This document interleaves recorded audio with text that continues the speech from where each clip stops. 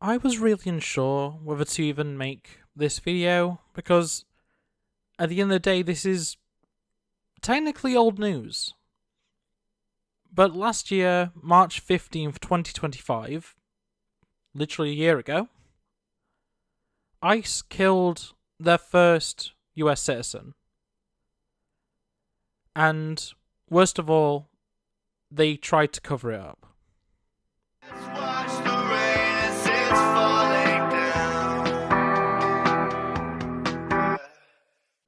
Ruben Ray Martinez, 23 years old, was shot in the head by ICE officers in South Padre Island in Texas. His crime was simply pulling forward when he was getting multiple contrary commands from ICE officials. And that sounds really familiar, doesn't it? Yeah.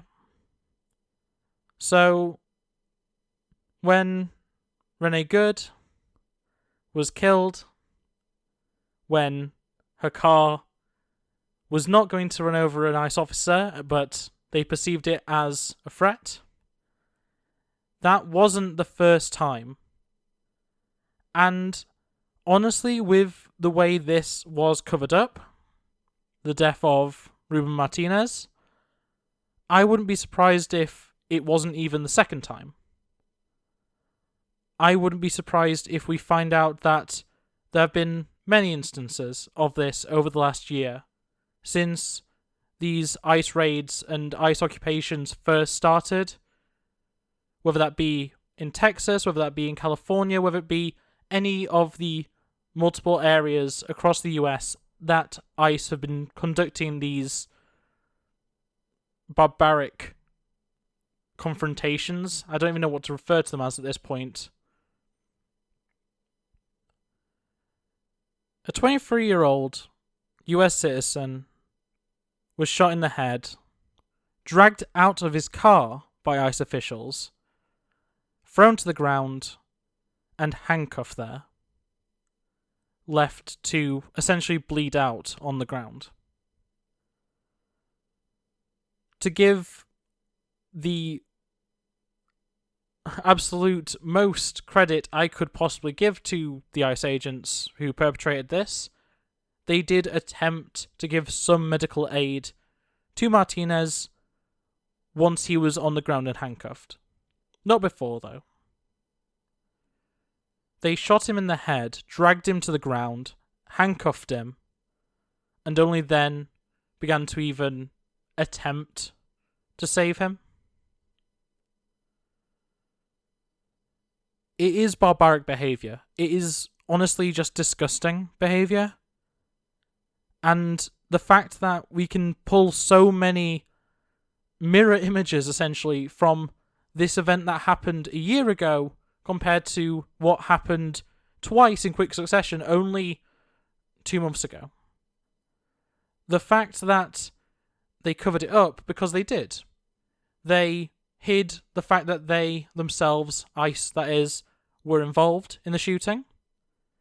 They threw the case at local authorities who were slow to really find anything on it.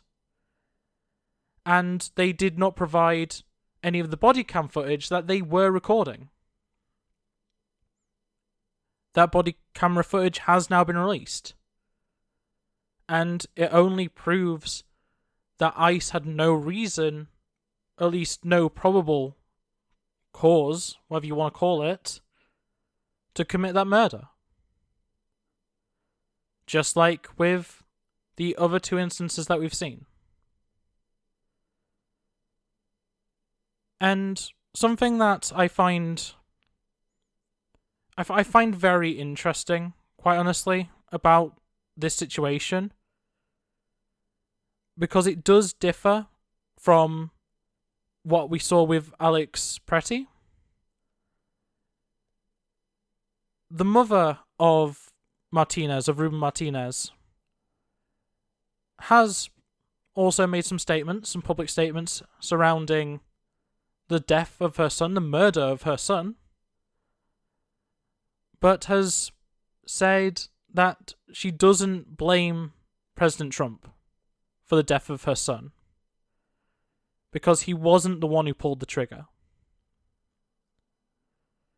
It shouldn't be a surprise that the mother of Ruben Martinez is indeed, or at least was indeed, a Trump supporter and a Trump voter in 2024. Her son was murdered by ICE officials that are only put in the position that they were to be able to do that by Donald J. Trump. The man she voted into power, and without voting into power, her son would very likely still be alive.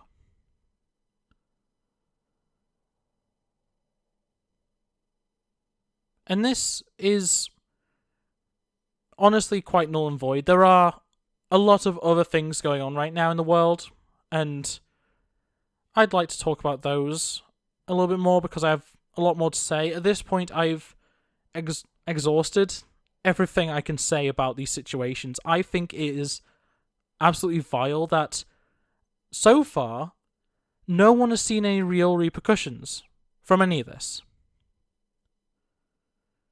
There has been a few movements within the Trump administration. A few people have been moved from the Department of Homeland Security to other areas, other departments. But no one is seeing actual repercussions for what are crimes, what are murders. And it's just so very sad at this point. So, as I've said with both of these more recent killings, my thoughts go out, obviously, to the family of Ruben Ray Martinez, to those who knew him, and anyone that has been affected by his death in some form or fashion. And I just urge those that can to help, to do something to prevent these sorts of things from happening. And for those who, for whatever reason, cannot, to stay safe. Everyone needs to protect each other at times like these, and though, ICE may have pulled out of most of the areas, especially Minneapolis is mostly clear now. Mostly, not entirely. It's not the end. And as long as Donald Trump is in charge of the US, it won't end. No matter how many wars he throws and how many other distractions he throws into the mix, whether that be Epstein files or whether that be any number of ridiculous things, annexing whatever country feels like, taking over whatever country feels like, it's all distractions from the fact he is perfectly content and happy to kill anyone or allow the deaths of anyone. Citizen, immigrant, foreign national, anything, doesn't matter. He wants them dead. He wants everyone dead.